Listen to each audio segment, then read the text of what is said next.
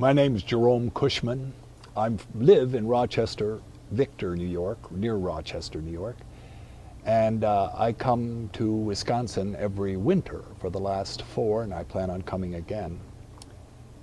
And I taught at the National Technical Institute for the Deaf at the Rochester Institute of Technology from 1974 to 2003, from which I am retired. I started in haiku back in 1963 when I was teaching high school English in Green Bay, Wisconsin. And in our textbooks we had haiku units. I had a student whose name was Christina Ojibwe who brought me a copy of American Haiku, the first edition. I was deeply impressed with how good some of those haiku were, and I used many of them in my teaching at Green Bay West High School. Then I moved from there on to other areas, including the School for the Deaf, the University for the Deaf in Rochester, New York. And I found out that haiku was very popular with the deaf culture, and they signed haiku, and that was a really interesting way of seeing haiku in a totally new light.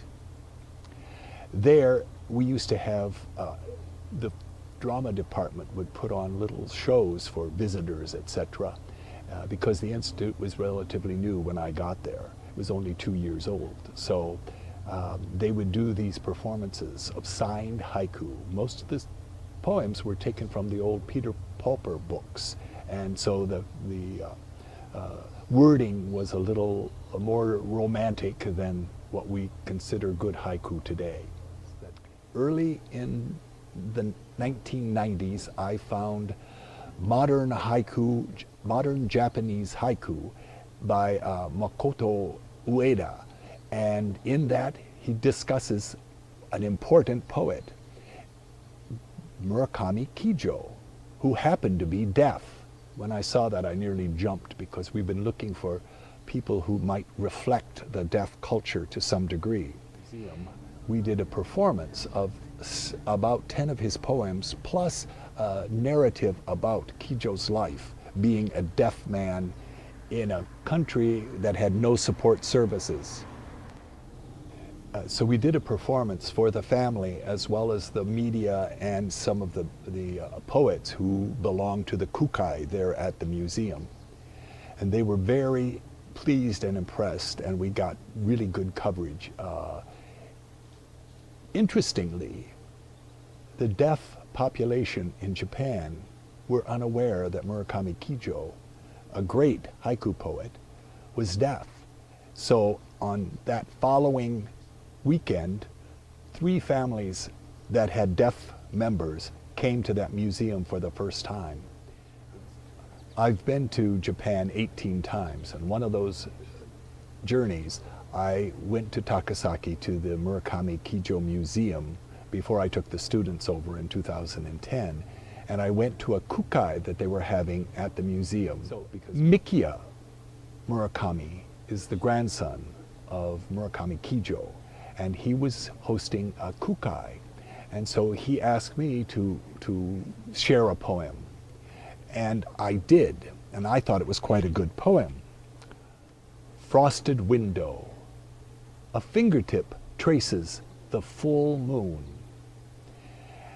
He sat back in his chair and he said, very pretty, but not haiku.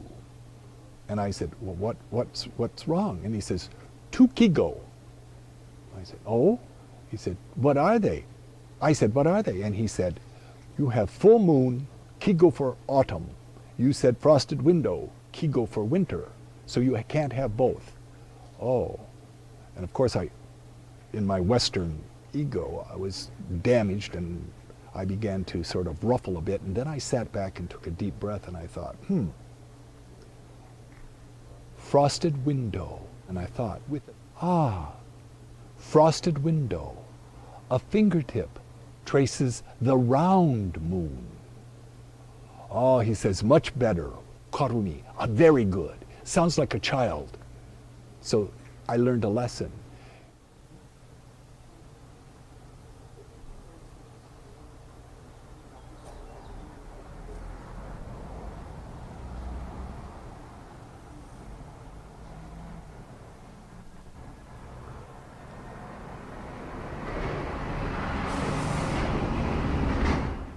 That was a poem by Moritaki. One fallen flower, returning to the branch. Oh no, white butterfly.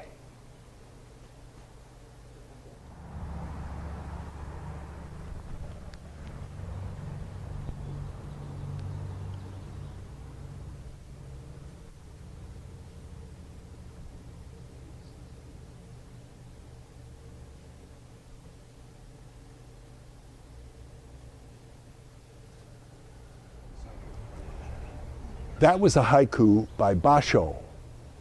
This snowy morning, that black crow I hate so much, but it's beautiful.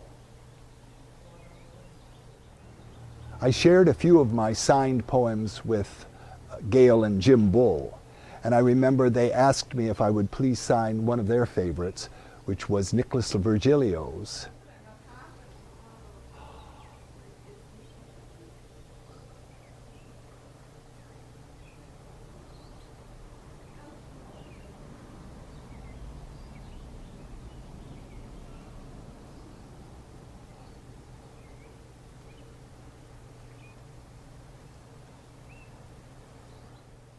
Lily, out of the water, out of itself. I had the opportunity to sign that poem for John Stevenson at a New York haiku event, and he was impressed, and I bought his next book, and there it was in print. In American Sign, the lily opens.